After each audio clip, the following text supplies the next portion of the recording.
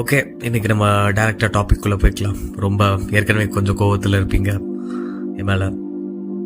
Okay, இன்னைக்கு Nicolas Tesla அப்படின்ற ஒரு சயின்டிஸ்ட் பற்றி உங்கள் எல்லாருக்கும் தெரியுமா?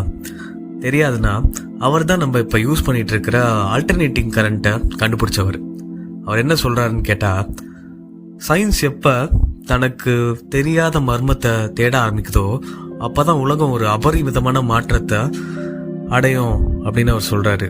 அவர் ஒரு பெரிய ஸ்பிரிச்சுவலான பர்சன். அவர் ஒரு ரிலீஜியஸ் பர்சன் கிடையாது, ஆனால் ஒரு ஸ்பிரிச்சுவலான பர்சன்.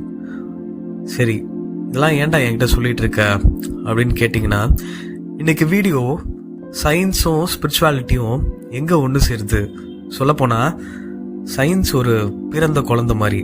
அது பிறந்து ஒரு 150 வருஷம் கிட்ட தான் ஆகுது. முதல்ல ஃபோனில் எங்கேயோ ஒரு இடத்துல இருந்து உட்காந்துக்கிட்டு ஒருத்தர் வீடியோ அப்லோட் பண்ண எல்லாருமே பார்க்கலன்னு சொல்லும்போது யாருமே நம்பலை, எல்லாம் சிரிச்சாங்க.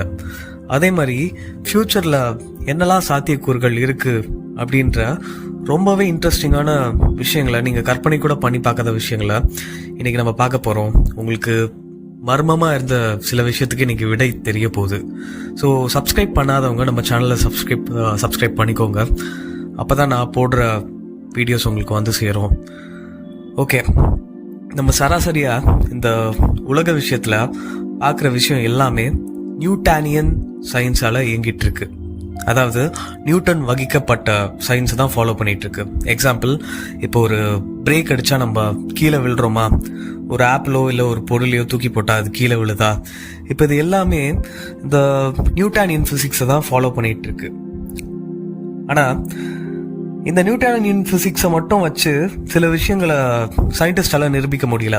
எக்ஸாம்பிள், ஒரு ஆட்டம் எப்படி செயல்படுது, அதாவது ஒரு அணு எப்படி செயல்படுது, அந்த ஆட்டம்குள்ள என்னெல்லாம் இருக்கு, எந்த சக்தி அந்த ஆட்டமை செயல்பட வைக்குது, அந்த அணுவை செயல்பட வைக்குது, எப்படி அந்த மாலிகூல்ஸ்லாம் உருவாயிருக்கு அப்படின்ற விஷயம் இந்த நியூட்டானியன் சயின்ஸ் பதில் சொல்ல முடியல. ஸோ இந்த ப்ராப்ளமை அட்ரஸ் பண்ணுறதுக்காக தான் குவாண்டம் ஃபிசிக்ஸ் அப்படின்ற ஒரு சயின்ஸ் வருது. இப்போ இந்த ட்ரெடிஷ்னல் ஃபிசிக்ஸ் மாதிரி குவாண்டம் ஃபிசிக்ஸ்க்கு இதுதான், இந்த ஃபார்முலா தான் யூஸ் பண்ணோம் அப்படின்ற லிமிட்டேஷன்ஸே கிடையாது. சொல்லப்போனால் இப்போ தான் நம்ம அதை புரிஞ்சிக்கவே ட்ரை பண்ணிகிட்டு இருக்கோம். இப்போ அதில் இருக்கிற ஒரு சில கோட்பாடுகள் என்ன சொல்ல வருது, ஸ்பிரிச்சுவாலிட்டிக்கும் அதுக்கும் என்ன சம்மந்தம் அப்படின்றத மட்டும் நம்ம ஷார்ட்டாக பார்த்துடலாம்.